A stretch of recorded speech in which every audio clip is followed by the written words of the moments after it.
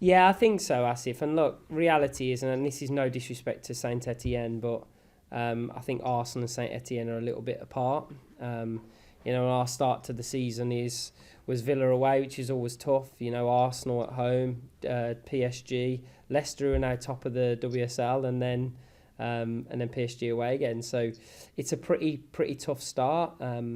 But the reality was, we're happy with the introductions to players, and our players are getting up to speed, as if a little bit more. They still need time together, but that way you can mix your squads. I'd imagine going through in the next 3 or 4 games, navigating those will be different players starting and going from there. But what I think was key, Asif, was trying to get some consistency in the first 2 games so that we have a foundation to build from, because we've got a few new players. But yeah, from our perspective, I'm really happy with where the players are at, and especially like Malvine comes in, makes a massive impact, especially in the game. So I was really happy with that, and I think it's something that you can expect a little bit more as we go throughout this season. What do you think about them? I mean, you look at their team. I look at their team and I look at what their individuals can do. And for me, that's always a sign of, what's the game going to be like? I look at Grace Gioro, coveted midfielder.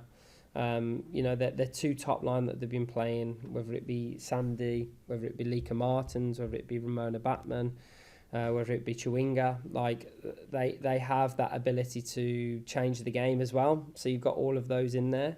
And the young talent they bring through almost every week, their left side is unbelievable. So yeah, look, I think they're a top team.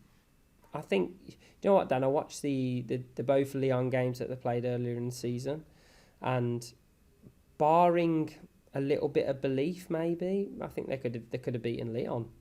It's that close and had really good chances. So I'm not under no illusion how difficult this is, but there's something about Manchester United in European nights, and I want to make sure that we can give everything to try and be in there, because that would be a real special moment. I think, Dan, me personally, I think teams in England have a much harder qualification route than other teams. I'm sure PSG wouldn't want to be playing us right now.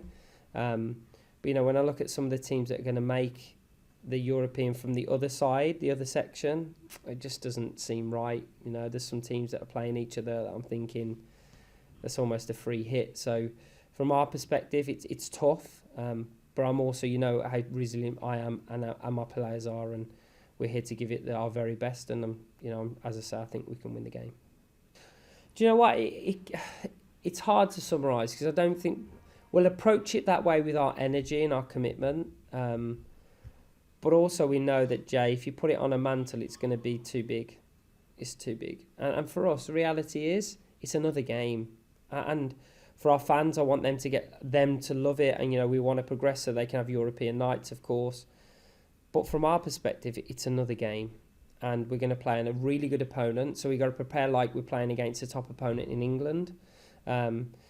Chelsea have similar traits to PSG in terms of they like to go 1-for-1. They're very aggressive on your back line. They'll run behind. They can play counter-attack quickly.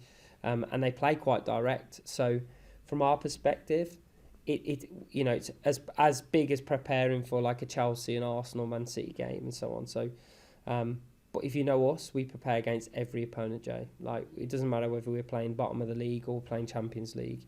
So in theory, yes, it could be, but in reality, it's another game, and we're going to treat it like that we have to put everything on the field, leave it there. The difference is, Jamie, it's a 2-leg knockout. That is a different feel. So we've got to be, you have your brains ahead, you got to think ahead while also trying to stay in the moment and win the game in the moment as well.